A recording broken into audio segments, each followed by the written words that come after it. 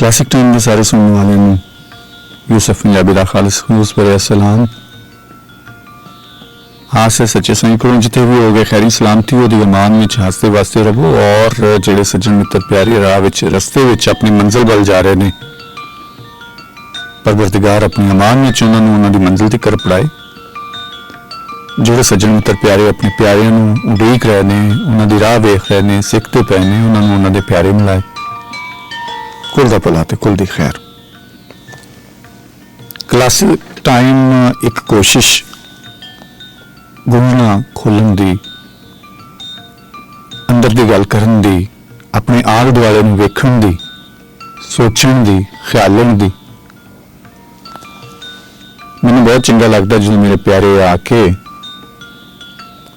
अपनी कीमती यारा मेरे नाल साझियां करदे ने और बहुत सारे मेरे वर्गे दोस्त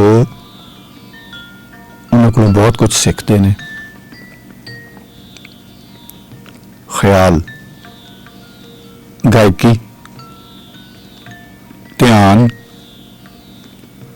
सोच कालना खोज ख्याल की है जी। अज असी